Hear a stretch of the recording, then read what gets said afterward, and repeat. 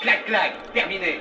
En 1981, Pierre Granier de Fer, le réalisateur du Chat et de la Veuve Coudert, délaisse les vaches sacrées du cinéma français et se tourne vers sa jeune garde pour son adaptation du roman de Jean-Marc Roberts, Affaires étrangères.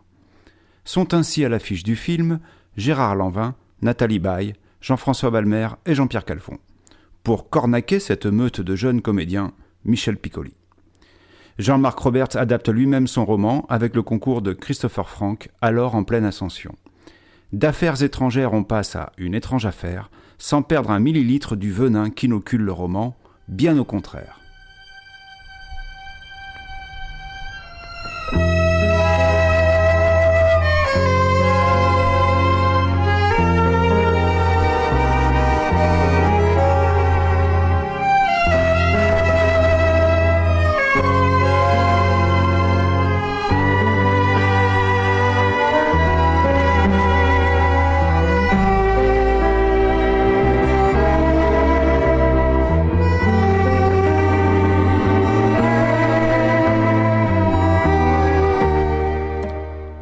Le synopsis tient à peu de choses. Après le décès du big boss d'un grand magasin parisien, type Samaritaine, le personnel attend avec angoisse la nomination de son successeur.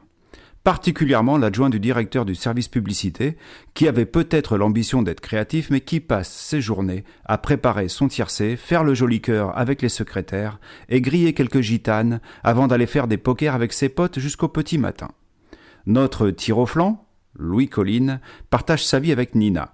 Tout va bien dans ce petit couple modèle des années 80. Le nouveau patron, Bertrand Mahler, est flanqué de deux acolytes, aveuglément soumis au rythme dément imposé par cet homme en quête de nouveaux défis. Leur arrivée va bouleverser la vie de Louis et Nina, en faisant exploser le chiffre d'affaires de la boîte et le couple. Bertrand Mahler, c'est Michel Piccoli au sommet de l'art piccolien. Cynisme, charme, charisme et autoritarisme s'exerçant sur toutes et tous.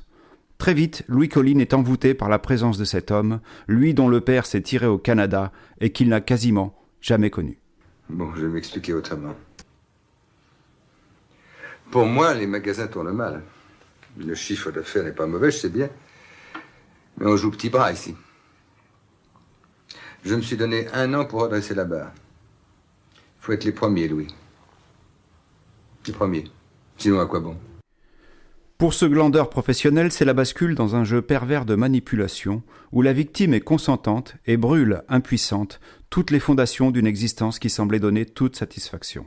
C'est très dérangeant.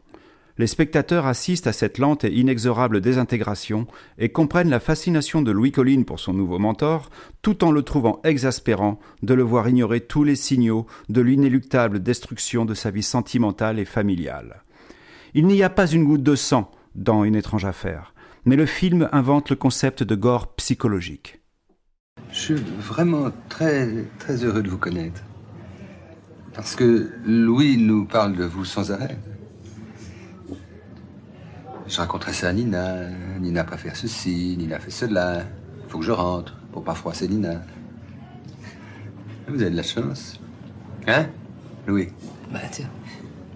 Par contre, ce qu'il ne m'a jamais dit, c'est ce que vous faites. Mais peut-être que vous ne faites rien. Je dirige un service d'expertise à la manufacture de Sèvres. Ah, pas possible. Non, ça c'est passionnant. Mais pourquoi tu ne l'avais jamais dit? Qu'est-ce qu'on fait là-bas? On fait des puzzles avec des assiettes cassées? Imbécile. Non, la porcelaine, c'est tout un univers qui meurt. Parce que sans ostentation, non?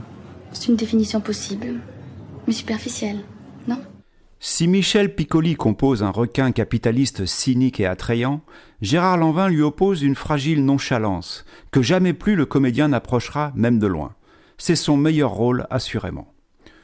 Tout au long du récit, le propos est sous-tendu par, au mieux, une homosexualité latente, au pire, une misogynie à peine cachée.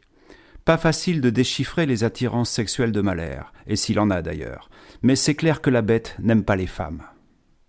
Ich glaube, die Wellen verschlingen am Ende Schiffe und Kahn. Und das hat mit ihrem Singen die Lorelei getan. Und das hat mit ihrem Singen die Lorelei getan. En tout cas, c'est pas notre Salomé qui dira le contraire. Ce n'est pas mal non plus, traduit par Gide. Oui, non, mais non, c'est Gide, hein. Non, là, c'est un garçon. Ah. Salomé est un garçon. Ah non, pas tout à fait. Non, Dieu soit loué, elle n'a pas de mamelle ni de gros cul, mais elle a une poitrine d'ange, Louis. Il n'y a rien de plus émouvant. Tu lui montres? Ah, tu as raison, c'est un peu tôt. La réussite du film tient pour beaucoup à ses seconds rôles. Jean-Pierre Calfon est détestable à souhait, en nervi sans scrupule.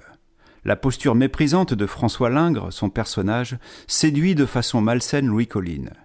Les deux hommes finissent par lier une amitié particulière, attrapant au passage les quelques miettes d'affection laissées par Mahler, se convainquant qu'elles sont sincères. Même Jean-François Balmer, le plus humain de la bande en apparence, est cassant. Oui, je voulais faire connaissance. Louis Colline, Paul Bellet. On a fait connaissance. Un mot sur la musique de Philippe Sard, très présente dans le film.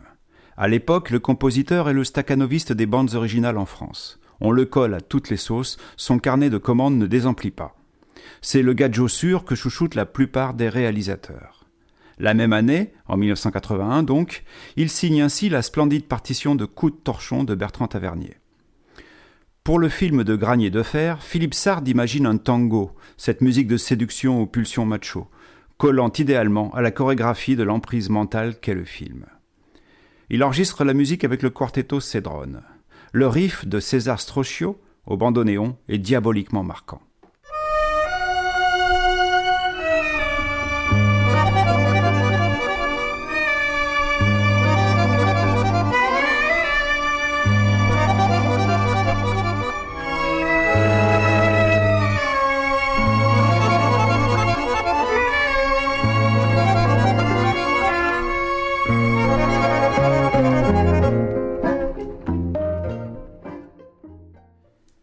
Il y a tout un tas de bonnes raisons de voir et revoir une étrange affaire, et absolument aucune de ne pas le faire.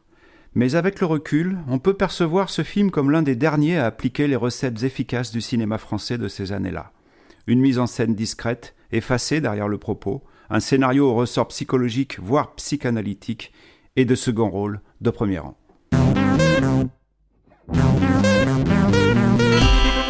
Radio